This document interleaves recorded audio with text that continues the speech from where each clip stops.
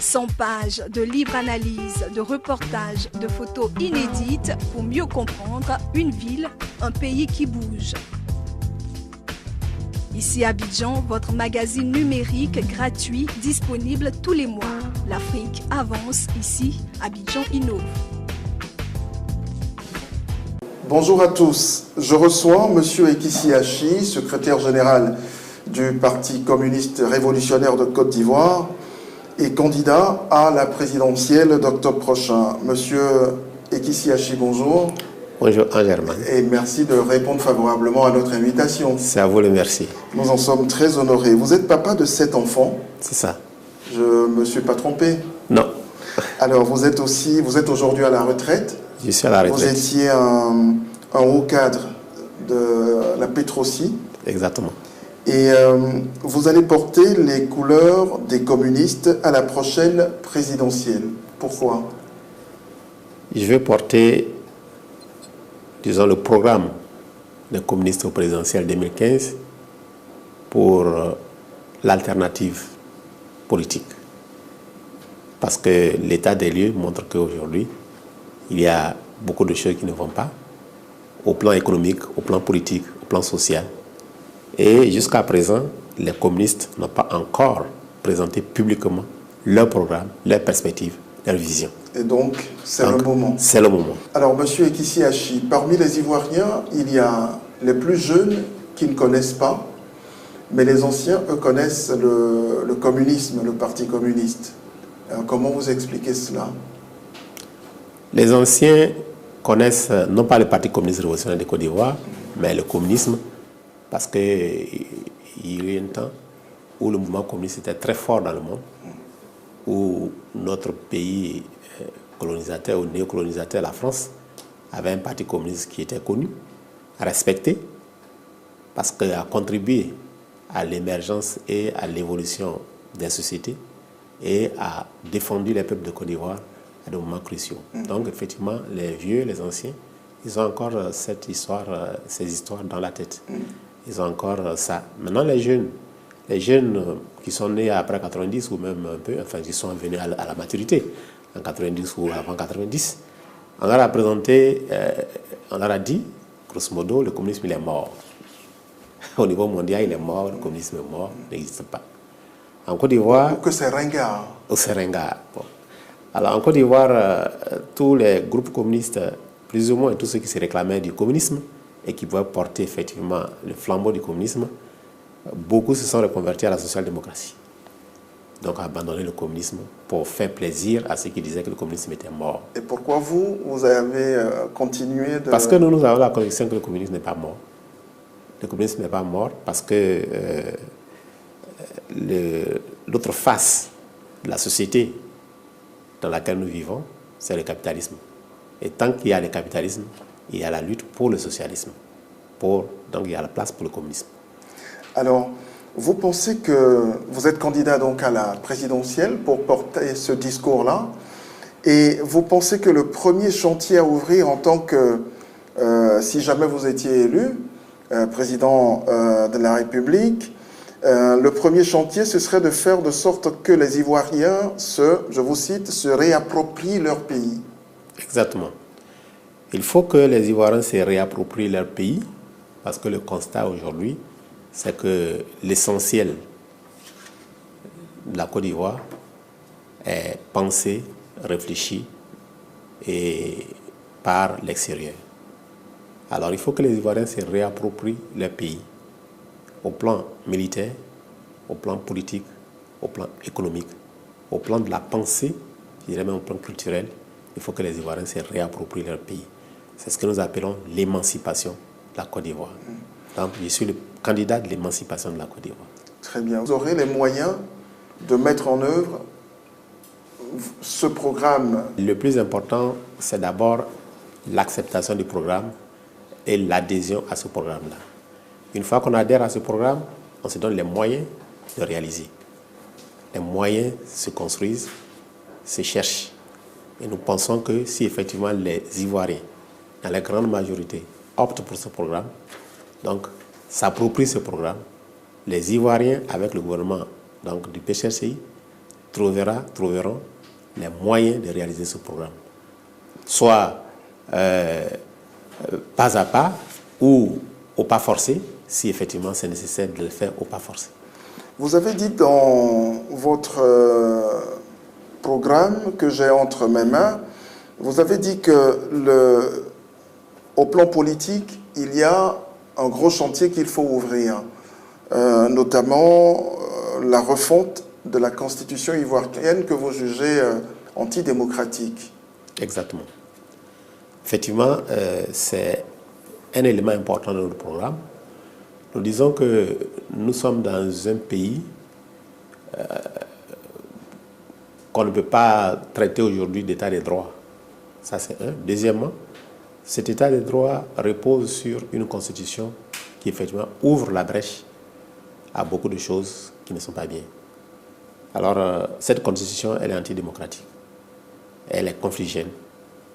Antidémocratique parce que la constitution ivoirienne aujourd'hui personnalise le pouvoir du président de la République, fait du président de la République un petit roi.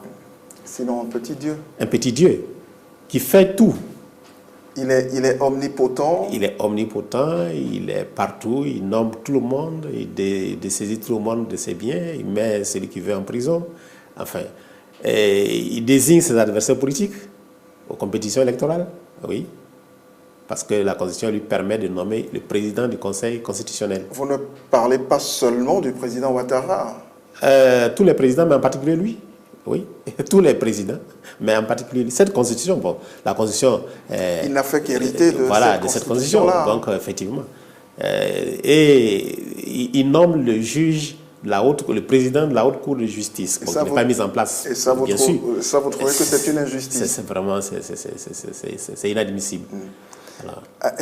Parlons du président Ouattara. Est-ce que vous pensez qu'il est éligible ou pas? Il y en a parmi la classe politique ivoirienne qui disent, voilà, il n'est pas éligible. Alors pour nous, c'est un débat qui est dépassé. C'est un débat qui est dépassé parce que justement cette constitution que nous remettons en cause, a été triturée dans tous les sens. Parce que justement, ça ne fait pas la clarté sur la question d'éligibilité. Alors, que les Ivoiriens acceptent de changer cette constitution profondément. Et puis, le juge constitutionnel qui sera libéré de la tutelle du pouvoir pourra décider qui est candidat, qui n'est pas candidat. Parce qu'aujourd'hui, ce juge de tutelle va décider que Ouattara est candidat, certainement. Mais les Ivoiriens défendent une constitution et en même temps disent que le juge constitutionnel ne peut pas s'appuyer, veulent anticiper sur la décision du juge constitutionnel. Donc nous pensons que c'est un débat qui est dépassé, surtout que ça fait quand même la troisième élection sur la base de cette constitution. En 2000, Ouattara a été éliminé par une juridiction. En 2010, une juridiction l'a repêché, enfin disons, a décidé qu'il soit candidat. En 2015, il y a un débat. C'est difficile pour le peuple de se retrouver autour de ces questions-là. Donc nous pensons que c'est... Donc la clé, ça passe par la refonte de la Constitution tout court. Oui, il faut refondre la Constitution. Il faut reprendre cette Constitution et sur la base de cette Constitution, les choses seront plus claires. Alors, Monsieur Ekissi Achi, pensez-vous aujourd'hui que les conditions d'organisation de la prochaine présidentielle sont aujourd'hui suffisantes? Non. Les conditions d'organisation des élections ne sont pas suffisantes et ne sont pas rassurantes. La commission électorale, qui est la cheville ouvrière, l'une des chevilles ouvrières donc, de cette organisation, est chevillée pratiquement au RDR. Et on parlait à moins de 2 mois de la présidentielle, est-ce que c'est pas tard? Oui, c'est tard parce qu'effectivement nous allons aller avec cet handicap. mais cela présage un peu de ce qui va se passer. Vous vous engagez dans la présidentielle en toute connaissance de cause. En toute connaissance de cause. Oui, nous savons qu'il y aura des tripatouillages, des tricheries. Et vous y allez quand même? Nous y allons quand même. Et pourquoi vous y allez? Nous y allons d'abord, pour nous permettre de... Ça veut dire qu'il n'y a pas de problème si vous... Non, non. Nous y allons pour justement nous permettre de dénoncer ces tripatouillages. Parce que rien que ça? En partie. En partie. Pour ça. Et puis aussi, nous permettre d'exposer qu'effectivement, on peut remédier à ça en prenant des décisions, en émettant des lois, en prenant un certain nombre de dispositions. Nos propositions vont dans ce sens. Les propositions de loi que nous faisons vont dans ce sens. À savoir, il faut qu'il y ait une commission électorale qui ne soit pas chevillée au pouvoir exécutif. Il faut qu'il y ait un conseil constitutionnel qui ne soit pas chevillé au pouvoir exécutif. Donc, nous y allons, nous allons dénoncer et nous faisons des propositions par rapport à ça. Vous dites aussi que là, j'en reviens à votre programme, vous dites qu'il faut une large application de l'autonomie administrative locale des régions ou la décentralisation du pouvoir. Qu'est-ce que vous y mettez? Alors, le constat sur le terrain aujourd'hui, c'est qu'il y a une loi sur la décentralisation. Il y a des entités... Elle est bonne ou pas? Cette loi peut être améliorée, mais surtout, il faut lui donner un contenu. Et elle peut être améliorée pour lui donner un contenu, surtout... Elle est déjà bien appliquée, celle qui existe? Non, elle n'est même pas appliquée. Elle n'est même pas appliquée. Vous avez Ouattara qui a passé 5 ans à faire le programme d'urgence présidentiel, au détriment des budgets qu'on doit remettre au conseil généraux et autres, pour pouvoir, au conseil des régions, aux conseils régionaux, pour pouvoir faire le développement. Il prend les budgets donc, de ces conseils généraux, il fait sa publicité avec. Bon, c'est pas... Le programme d'urgence, c'est anormal. Et donc voilà. Donc, il faut réformer, il faut reprendre, il faut donner le pouvoir dans ces conseils-là. Il faut que ces conseils aient un pouvoir véritablement politique, économique et social. Il faut que ces conseils aient ça. Or, aujourd'hui, c'est des conseils qui ont été conçus à peu près, mais ce n'est pas exactement ça. Il y en a qui pensent qu'il faut, parce qu'il y a des problèmes, vous le disiez tout à l'heure, la CEI, l'insécurité et tout le reste, il y en a qui pensent qu'il faut installer une transition politique. Est-ce que vous êtes de cet avis? Oui, nous sommes de l'avis qu'il faut une transition politique pour aller à des élections transparentes, seulement... Et surtout apaisées. Apaisées. Mais c'est la transparence qui amène l'apaisement, parce que nous ne renversons pas. Le pouvoir Ouattara insiste sur les élections apaisées. Nous disons oui, il faut des élections transparentes. Une fois que les élections sont transparentes et justes, on a de fortes chances que ce soit apaisé. Parce que quand on commence à mettre la paix avant les conditions de la paix, on se retrouve dans des situations un peu compliquées. Donc nous disons qu'effectivement, la transition est une solution, mais est-ce qu'aujourd'hui, les rapports de force sont en faveur de l'opposition ou de ceux qui réclament la transition? Si ces rapports de force ne sont pas réunis, qu'est-ce qu'on fait? Nous disons oui, il faut se battre pour la transition, mais il faut aller aussi aux élections. Voilà. L'autre pan important de votre programme, c'est l'économie. Quel état des lieux faites-vous aujourd'hui des réalisations économiques sous Ouattara? On a une croissance qui flirte avec les 2 chiffres. Voilà, sur le plan international, aux yeux de la finance internationale, la Côte d'Ivoire est devenue un bon élève ou un bon partenaire. Qu'est-ce que vous pensez des réalisations économiques sous Ouattara? On ne peut pas nier le fait qu'il y a croissance, c'est la réalité. On ne peut pas nier le fait aussi que, effectivement, c'est depuis que Ouattara est là qu'on a cette croissance. Mais tout cela s'explique. D'abord, quand on a détruit, il faut reconstruire et ça fait de la croissance. Quand la Côte d'Ivoire s'arrête sans investissement pendant 10 ans pour cause des guerres, il faut bien reprendre les investissements. Tous les pays dans le monde qui ont connu la guerre ont connu effectivement des taux de croissance élevés à la sortie de la crise. Nous sommes en train de sortir de la crise et c'est normal qu'il y ait ces taux. Mais le problème, c'est que ces taux flatteurs ne se répercute pas dans la vie quotidienne des Ivoiriens. Ça, c'est un problème. Et Ouattara n'a pas la capacité de résoudre ce problème. Parce que c'est un libéral. Parce que les bailleurs de fonds, tous ceux qui viennent mettre leur argent, une fois qu'ils retirent ça, bon, c'est ça qui l'intéresse. Donc, les Ivoiriens ne peuvent pas bénéficier véritablement de la croissance actuelle sous Ouattara. Donc, il faut effectivement que cette croissance continue, mais il faut que cette croissance bénéficie aux Ivoiriens avec d'autres personnes, telles que le Parti communiste révolutionnaire de Côte d'Ivoire. Vous dites aussi que il y a un gros souci, ça tout le monde le sait, c'est autour du chômage. Aujourd'hui, l'État ivoirien annonce un chiffre d'environ 5% de taux de chômage en Côte d'Ivoire. Qu'est-ce que vous proposez? Est-ce qu'on peut faire mieux? D'abord, le taux de 5%, c'est ridicule. C'est ridicule. Moi, je pense que il faut que le pouvoir Ouattara arrête de se moquer des Ivoiriens. Il n'y a pas 5% de chômage en Côte d'Ivoire. Il n'y a même pas de statistiques véritables pour donner le taux de chômage en Côte d'Ivoire, qui peut facilement avoisiner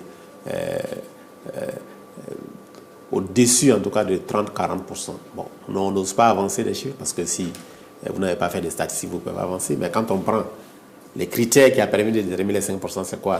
On prend la définition de BIT, ceux qui viennent s'inscrire sur la liste des chômeurs et qui s'inscrivent régulièrement. Mais c'est ce qui se fait partout. Oui, c'est ce qui se fait partout, mais la réalité, c'est quoi? Vous prenez un chômeur qui se trouve à Tengrela, qui vient s'inscrire à Abidjan ou même en ville à Tengrela, une fois, deux fois, il n'a pas d'emploi. Quand il va s'asseoir au village, il n'a pas envie de sortir. Il est toujours chômeur, mais il ne sort pas. Et quelles sont, vos solutions contre le chômage? Nos solutions contre le chômage sont En quelques mots. Oui, en quelques mots. D'abord, nous pensons qu'il y a des secteurs importants où l'État doit aujourd'hui investir pour créer des emplois. Quand on laisse l'investissement industriel, l'investissement, la production de façon générale aux mains du privé, le privé vient investir dans les secteurs les plus rentables ou les secteurs que lui pense sécuriser pour lui, sécuriser ses. Donc l'État de Côte d'Ivoire et les Ivoiriens de façon générale, nous allons les encourager à investir dans beaucoup de secteurs. Et il y a des secteurs porteurs d'emplois aujourd'hui. Nous prenons l'agriculture. L'agriculture aujourd'hui qui n'est pas encadrée. Les petits paysans sont laissés à eux-mêmes. Si aujourd'hui nous encadrons cette agriculture, que nous injectons de l'argent, que nous faisons en sorte que cette agriculture est encadrée, cette agriculture peut créer beaucoup d'emplois stables. Nous ne parlons pas des emplois des CDD qu'aujourd'hui les investisseurs privés viennent offrir aux Ivoiriens. Voilà. Voilà, allez-y. Donc, nous pensons qu'il y a des solutions pour résorber le chômage des jeunes, mais il faut encore qu'il y ait une volonté politique qui ne repose pas sur l'ultralibéralisme de Ouattara pour créer ces emplois durables pour la jeunesse, pour les Ivoiriens de façon générale. Alors, votre programme, le voici, il n'est pas chiffré. Oui. Combien va-t-il coûter aux contribuables ivoiriens? Ok. Ça, on ne le sait pas. On ne le sait pas, c'est fait exprès. Nous ne l'avons pas chiffré. Et si on n'en a pas idée, comment est-ce qu'on peut l'apprécier? Je vais vous prendre quelques exemples.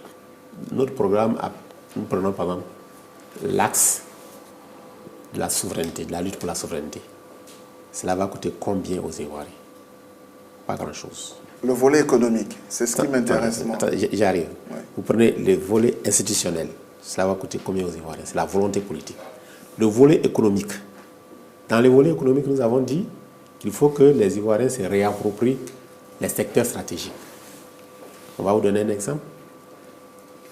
Les différents secteurs tels que le port, l'ECI ou la CIE plutôt, la SODECI, sont sous concession.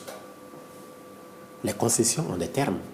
Une fois que le terme est terminé, il y a combien qu'il faut sortir pour reprendre la gestion de ces sociétés-là. Ensuite, lorsqu'on dit d'investir, d'initier des investissements, mais ces investissements, on peut effectivement les initier avec une bonne étude et obtenir du financement extérieur comme du financement intérieur. Mais il faut avoir la volonté de le faire.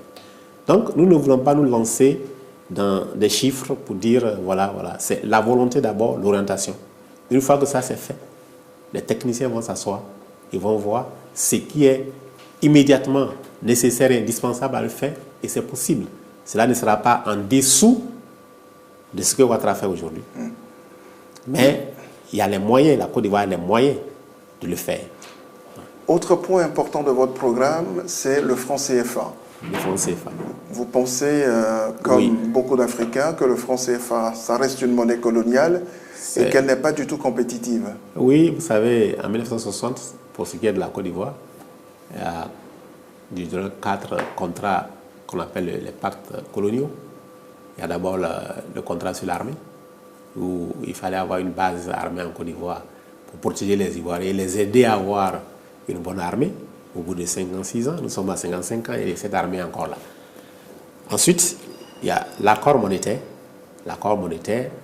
pour aider la Côte d'Ivoire et les pays de la zone franc à avoir une économie qui croît paisiblement à l'ombre du franc français pour qu'ils se prennent en charge par la suite. 55 ans après, nos économies ne croissent pas du tout. Nous sommes dans les pays les plus pauvres du monde. Donc, il faut sortir du franc CFA. Mais en faisant quoi? En proposant quoi? Quelle autre monnaie? Mais d'abord, la Côte d'Ivoire est dans une mouvance aujourd'hui de création d'une monnaie CEDEAO. C'est déjà pas mal. Nous soutenons ce projet. Si ce projet aboutit, mais qui ne se met pas sous une monnaie américaine ou française ou autre, nous soutenons ce projet. Maintenant, si ce projet n'aboutit pas pour d'autres raisons, comme on appelle ça, les pays qui constituent ça peuvent avoir d'autres raisons qui font que ce projet n'aboutit pas. La Côte d'Ivoire doit aller à sa monnaie nationale. Sa monnaie nationale, créant sa monnaie nationale. Juste deux petites choses avant la fin de ce rendez-vous. La CNC, la Coalition nationale pour le changement, que vous connaissez très bien, prône le dialogue avec le pouvoir pour avancer sur un certain nombre de questions liées à l'organisation de cette présidentielle. Qu'est-ce que vous en pensez? Nous soutenons ces revendications. Nous soutenons absolument ces revendications. Nous sommes d'accord avec la CNC pour qu'effectivement les conditions d'élection soient transparentes. Et qu'il y ait un dialogue avec Ouattara, un dialogue direct. Mais forcément, pour qu'effectivement il y ait, puisque c'est Ouattara qui a le pouvoir, pour qu'il y ait des conditions que lui détient, c'est-à-dire les conditions judiciaires, il faut bien qu'il y ait un dialogue avec Ouattara. Est-ce que vous feriez une alliance possible au second tour, si jamais il y avait un second tour à cette présidentielle, si vous n'étiez pas, si vous ne passiez pas le premier tour, est-ce que... Et que nous ne sommes pas deuxième. Voilà. Est-ce que... Ok. Alors, par rapport aux alliances, d'abord, c'est un peu tôt de se prononcer dessus, mais nous pouvons donner des indications. Nous disons à nos militants, à nos sympathisants, que nous avons un programme. Tous ceux qui vont prendre en compte les bases, les questions essentielles de ce programme, non pas tous les points, mais les questions essentielles de ce programme, nous pouvons faire alliance avec eux. Mais nous savons d'avance qu'il y a des gens qui ne peuvent pas prendre un seul point même de ce programme, tel que le pouvoir Ouattara et les RHDP. Donc ils sont exclus de nos cogitations même d'alliance et autres. Mais les autres, on n'a pas encore vu le programme. Nous n'avons pas encore vu le programme des autres. Et dans le débat politique qui va s'instaurer, nous allons voir avec qui nous pouvons nous rapprocher éventuellement, quels sont les programmes qui se rapprochent et quelles sont les discussions possibles. Mais c'est un peu tôt d'en parler maintenant. Monsieur Kissiachi, merci d'être passé par chez nous. Ok, merci beaucoup, Herman. Okay.